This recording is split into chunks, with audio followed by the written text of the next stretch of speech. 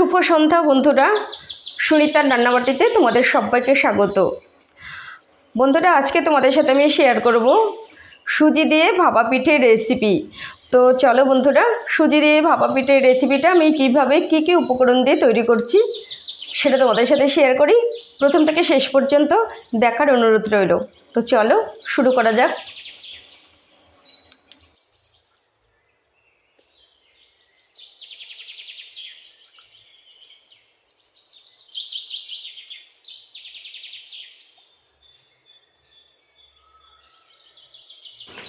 তো সুজি দিয়ে ভাপা পিঠে তৈরি করার জন্য আমি নিয়ে নিয়েছি হাফ গ্লাস মতো সুজি, হাফ গ্লাসের থেকে একটু কম সুজি নিয়ে নিয়েছি। আর এখানে বেকিং পাউডার রয়েছে, আর রয়েছে দুধ, আর রয়েছে সুগার পাউডার, আর নিয়েছি লবণ। এইবার সব উপকরণগুলো আমি একে একে নিয়ে মিক্স করে নেব। নিয়ে নিলাম সুজি, নিয়ে নিচ্ছি পরিমাণ মতো লবণ, নিয়ে নিচ্ছি সুগার পাউডার,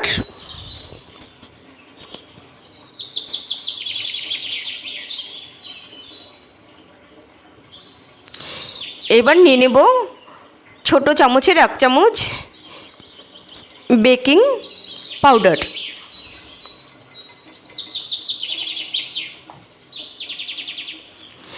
এইবার সব উপকরণগুলো ভালোভাবে মিক্সড করে নেব।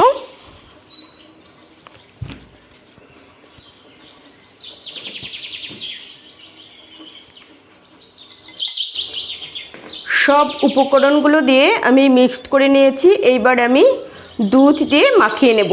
দুধটা আমি একসাথে পুরোটা দেব না, আমি অল্প অল্প করে দেব। যতটুকু পরিমাণ দুধ আমার এই মিশ্রণটা তৈরি করার জন্য লাগে, ঠিক ততটুকু পরিমাণ দুধই আমি দেব।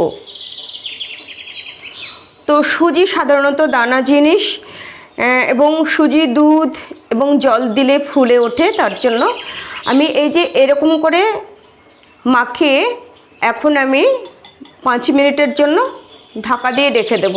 তাহলে দেখবে সুজিটা আরও একটু ফুলে উঠবে এবং আরও শক্ত হয়ে যাবে। তখন আরও খানিকটা দুধ দিয়ে আমি আবার মাখিয়ে নেব।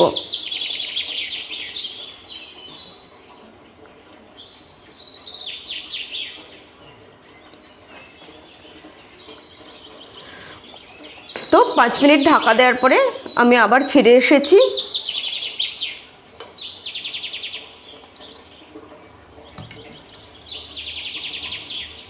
দেখো, আগের থেকে অনেকটা ড্রাই হয়ে গেছে, যেহেতু সুজিগুলো ফুলে উঠেছে তার জন্য ড্রাই হয়ে গেছে। এইবার এর মধ্যে আমি আরও খানিকটা দুধ অ্যাড করে দেব।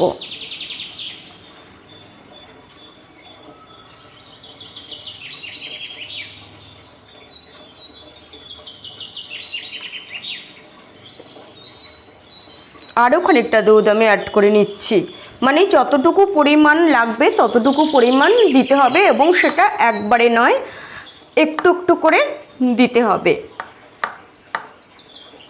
এবার ভালো করে ফেটিয়ে নিচ্ছি।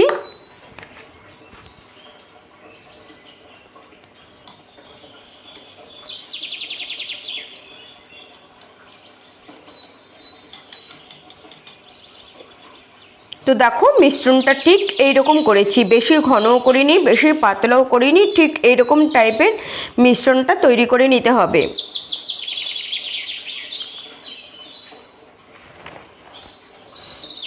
তারপরে আমি ঢাকা দিয়ে রেখে দিলাম। এইবার এই যে আমি এই ভাপা পিঠের রেসিপিটা আমি তৈরি করব হচ্ছে ইডলি স্ট্যান্ডের মধ্যে দিয়ে আমি তৈরি করব।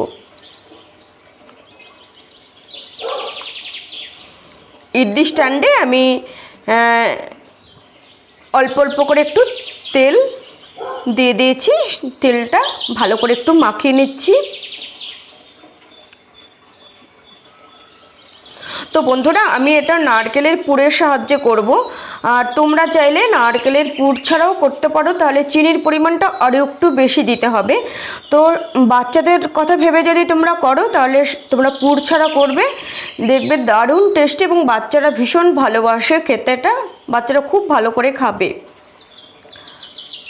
আর আমি যেহেতু বড়দের কথা ভেবে করছি, তার জন্য আমি নারকেলের পুর দিয়ে করছি।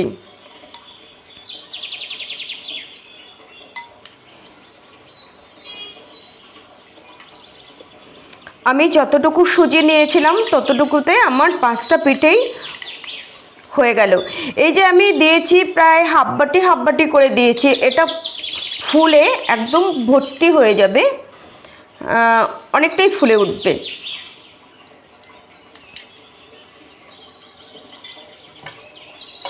এই নারকেলটা আমি সামান্য একটু গুড় দিয়ে ভাজা ভাজা করে নিয়েছি, আর কিচ্ছুটুকু এর মধ্যে আমি দিইনি।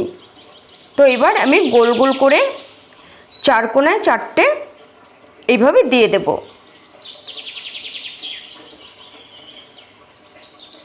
তো বন্ধুরা, বললাম আগেই, তোমরা যদি চাও বাচ্চাদের জন্য করবে, বাচ্চাদের টিফিনের জন্য করবে, তাহলে তোমরা নারকেল ছাড়া করবে এবং আরেকটু চিনির পরিমাণ বেশি দেবে। তো এটা এই সুজির ভাপা পিঠেটা খেতে খুবই ভালো লাগে এবং বাচ্চারা ভীষণ ভালোবাসে খেতে। তো রেডি হয়ে গেল আমার সবকটা পিঠে। এবার চলো ইডলি স্ট্যান্ডে আমি আগেই জল বসিয়ে দিয়েছি, জলটা অলরেডি ফুটতে শুরু করে দিয়েছে। এই দেখো জলটা ফুটতে শুরু করে দিয়েছে। এখন এটার মধ্যে আমি বসিয়ে দেবো।